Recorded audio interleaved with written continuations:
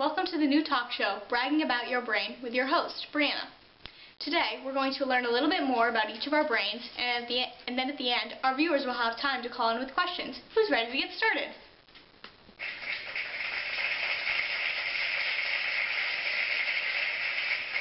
Great!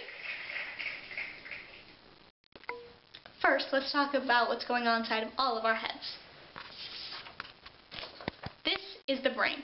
It is a part of the central nervous system and weighs about 3.1 pounds. It interprets vast amounts of information 24 hours a day, 7 days a week. The largest part of the brain is the cerebrum. But the cerebrum isn't the only part of the brain. Rather, there are 4 main parts of the brain that help you to be always functioning properly. The 4 main parts of the brain are the cerebrum, which is separated into the parietal, frontal, temporal, and occipital lobes, the cerebellum, also known as the little brain, the limbic system, and the brain stem.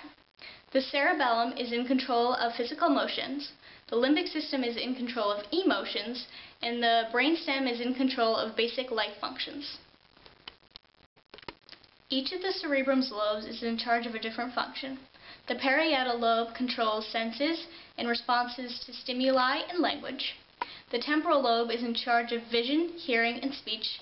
The occipital lobe is just in charge of vision, and the frontal lobe is in charge of pretty much anything else you can think of: behavior, personality, judgment, creative thought, etc. Now, I believe that it is time for us to have some viewers call in with their questions. If you have a question, call in to have it answered live on the show. I believe we have our first caller now. Hi, my name is Sarah, and I'm a concerned teenager who wants to learn about my brain. That's an excellent question. Many teenagers wonder about how their brain is changing and how it will affect their intelligence and emotions. As adolescence is one of the biggest times of change for everything in the body, it is the biggest time for change of the brain too. First, let me explain to you what is happening inside your head right now.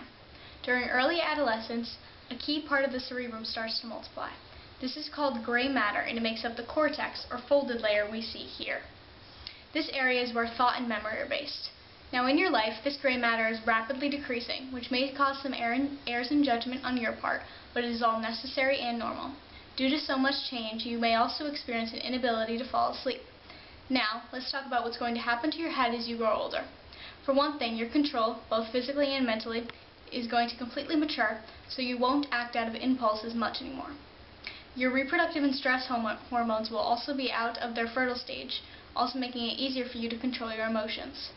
Lastly, although your ability to learn will be diminished, you'll be thinking much more logically, and nerve cell connections become much stronger with age, making it easier for various parts of the brain to communicate. I hope this helped, and it looks like we have another question coming in now. My name is Gertrude, and I have schizophrenia. Now, for those viewers who don't know, schizophrenia is a cognitive mental disorder that causes about 1% of the world's population to see or hear things that aren't really there.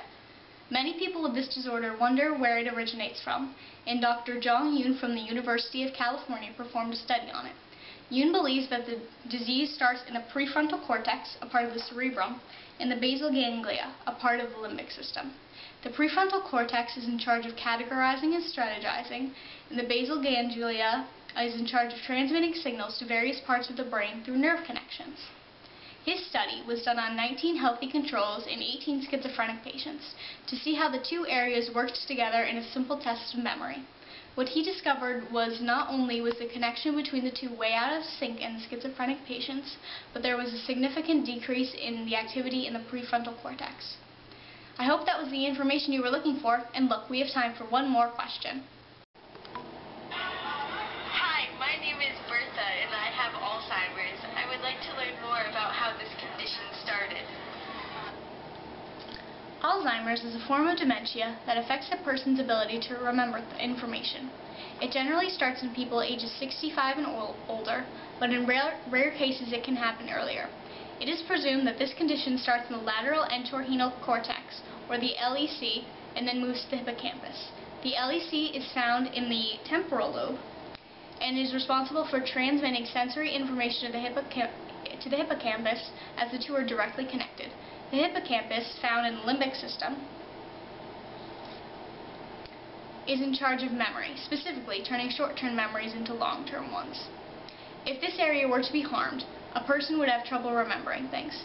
Doctors suspect that this is where Alzheimer's starts because after doing a study on people with early stages of Alzheimer's, they found that the LEC had a decrease in blood volume. So, that is how and where Alzheimer's occurs. I'm afraid our time is up. I hope you enjoyed today's installment about bragging about your brain.